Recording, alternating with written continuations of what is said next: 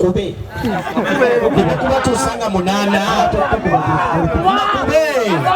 sabampemu bakubalunakunye simanyi kuba nange sinze Katonda bwe mbasanga saawa zino mbampulira njagala mbakube naddala abannamawulire kasooke nebaza Munyanzi Mungu atutuusiza olunaku olwaleero. Buli kintu ekikolebwa kibaako olunaku, ate olunaku bw'olulonda tulukwasa Katonda. Buli kintu kye tukola tukikwasa Katonda. Nebaza Mukama Katonda okuntuusa olwaleero, naye nga mwebazaayo ne Mukama Katonda okumbeereramu nnyo emyaka 10. Ate nno mbabuuliranga mikwano gyange emyaka 10 nze nsazeeko njagala myaka gya ssanyu. Nina emyaka awo gye nsazeeko saagala gyogera bafana egyo njirese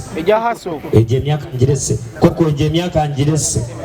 fefe egyo emyaka njirese nina Rose egyo emyaka njirese Saha egyo emyaka njirese emyaka gye ndimu. Nebaza kugwebaza nebaza nnyo bannamawulire nebaza nnyo buli muntu yenna nebaza abayimbi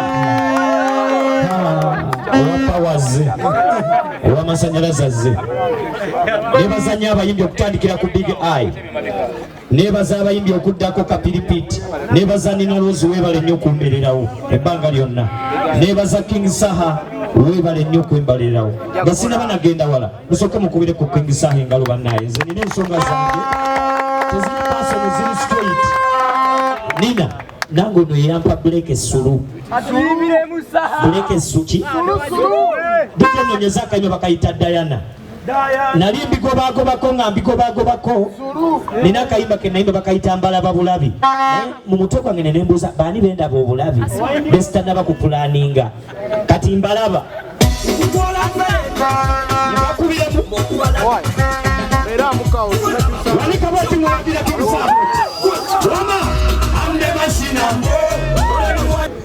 nga mulabawo ne radio nyingi sikyo, nga mulabawo na buli muntu mungi sikyo, naye obuzibu obuva mamba buliranga mikwano gyange amazima gali nti buli wosalawo okuba kyoyagala bangi bayinza okuvaamu naye tebakuvaamu mbu tebakwagala okutya kuba kungi okitegeera. Era mbebaza nnyo amamba bannamawulire ba TV namwe mbamanyi abamu bajjeko na buli obwa TV neme kubalaba naye mbabuulira mazima kiri bwe kiti nkimanyi munjagala jasiba bosi bamwebaletawo embako nkimanyi mutubeereramu jasi gye muzza ebintu balina ke batemamu naye mbagambamu ekintu kimu ki fenna omutonzi yakola ki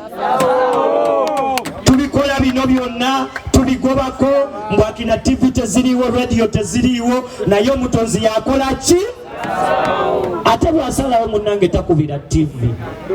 tayogera na radio ayogera n'oyo ali mu kizibu kye. Era mbebaza nnyo aba media platforms mwenna nze munkoze ekintu munkoledde ekintu mumbeeredde mu kintu nze ndi mwana wa kintu naye musinze ne munkolera ne ndowooza oba nze kintu mwalaali nze saasoma miiza college drop out but I'm okay.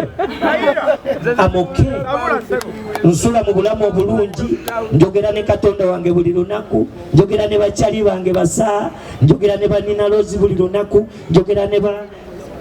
fefe buli lunaku njogera nammwe buli lunaku. Oyinza okutunuulira wano buli muntu munsonyiwemu mwenna njogera nammwe buli lunaku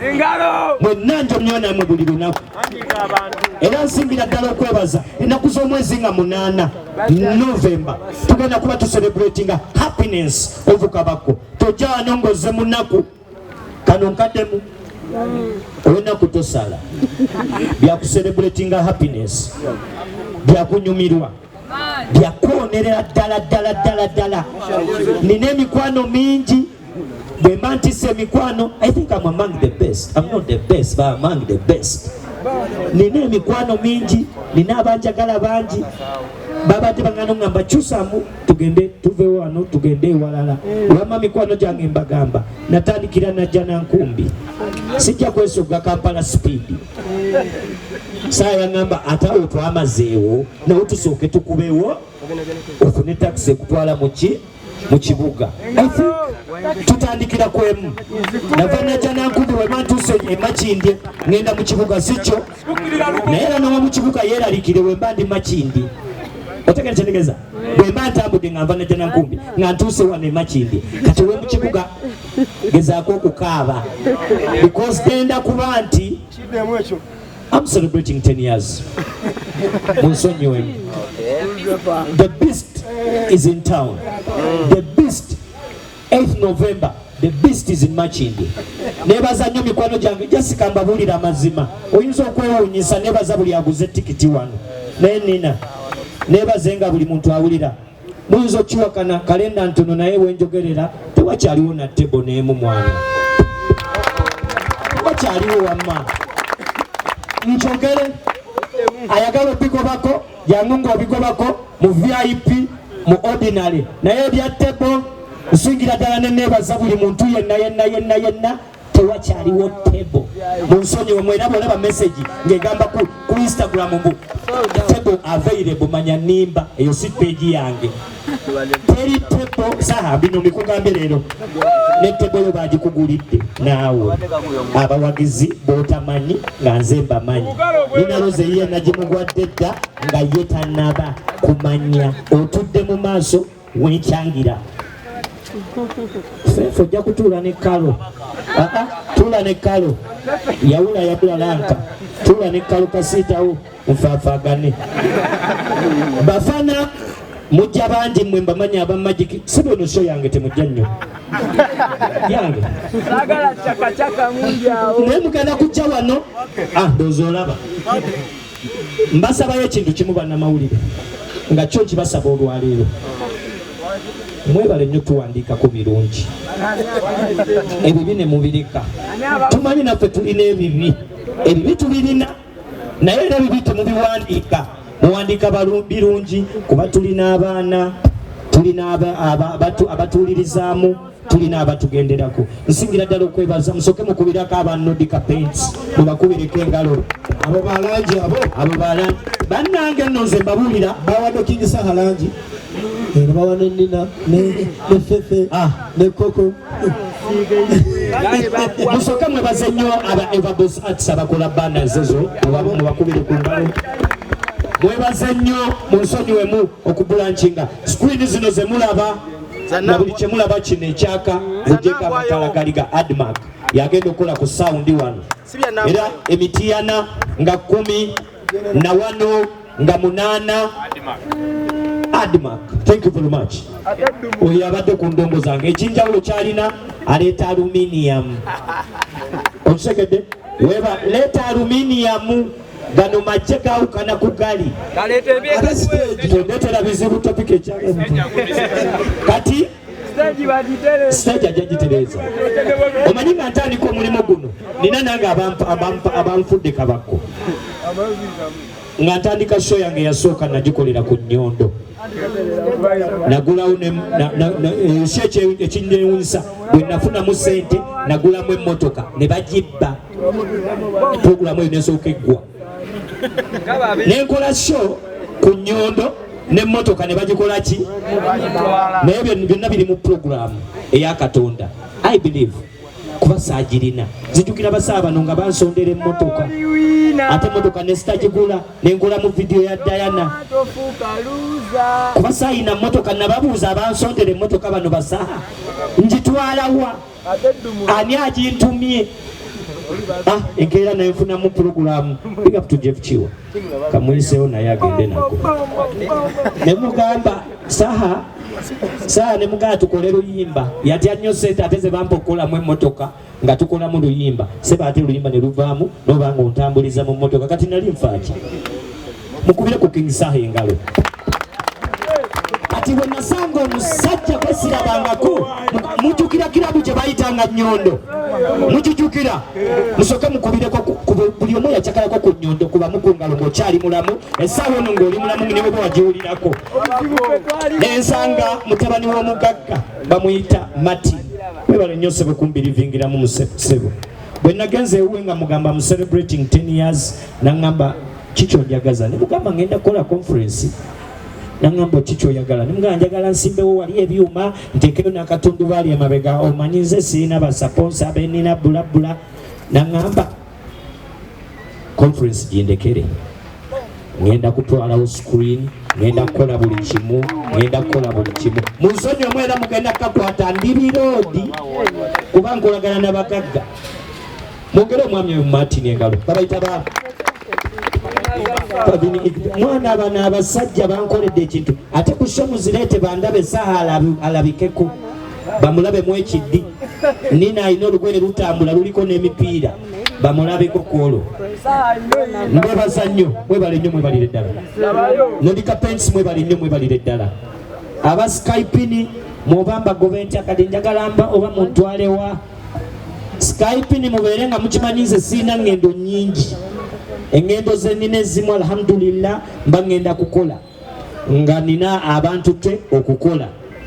neninya akanyonyi nengenda kati mwenche mugenda okunkolera kyensaba Allah subhanahu wa ta'ala sikibasaba nkibasaba oba muli kimpaddi nsaba inshallah munonyezeyo visa entwala kuwumula nkomewo wano ndibabuulira ebisingawo nja kubabuulira abantu bagendeyo emeka tebakomawo akuuma emboozi ye n'asirika fefe nja kunyumiza Makka nkubuulire lwaki Madina Dumuna muleke njatambula nekambye bosi wange ntambulira mu nsawo ne wali wanandi mu nsawo wano mu lugendo lwange luno lwensingira ddala okwebaza munsonyiwemu muyinza n'okukatemamu naye temukatema inayo nange bakyali bange mu life ne waliwo maneja wange gwenteruga bamuyita Dirisa nga mugamba nina mikwano gyange nga tuli balamu ate twebaze nnyo era tusabire nnyo abalwadde abalumizibwa abali mu buzibu tusabire nnyo n'emikwano gyaffe abali mu makomera baboyi tetubeerabira mikwano gyaffe tubasabire nnyo tusabire nnyo ensi yaffe tusabire nnyo abalwadde abali ku bitanda ate ekirala tusabire nnyo ne balabe baffe batulabeko batutunulireko batulabeko nga tuwangaala baleme kwebuuza mbu obwo busajja bwakootakoota tetubulaba nziramu bwenti nga njogera nga kyali wammwe nina ebyokwogera bingi naye ngenda kukola leero ekyenjawulo era nkigambyeko munnamawulire wange bamuyita Roni mwagala nnyo okuva ku telefayini eyaffe ngamba eno BBF eyaffe ngamba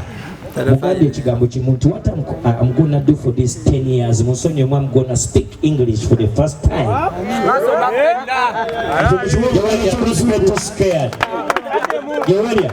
Don't get too scared. I'm gonna bring to an official language so that you get me well and clear. Today ngambye mukwano gwange I'm gonna speak to my people. Ngenda kwogera ne munnamawulire omukomu njogera ensonga zange ambuuza ensonga ze omukomu kuba lwe lunaku lwange lwensobola nange obasanga wammwe mukwano gyange mwabasinga nebaza nnyo newalo nekyali nebaza nnyo Galaxy munsonyi ogiyisawo jasikayala mwebale nnyo mmwe mbebaza nnyo mwebalire ddala nebaza nnyo ne CBS FM mugikubireko engalo rediyo y'obujjajjaffe njagala kati munsonyiwemu ntuule kuba waliwo omuntu gwe baŋŋampi oba n'ebigambo bye baŋŋampi bye nnina okutuula mpulirize. I'm celebrating 10 years sirinaawo nnaku yonna ebyange byakusanyuka era we mundabira wano I'm in happiness muntu yakusanyuka muntu yakunyumirwa muntu yakola ki singa kibadde kisoboka muwonye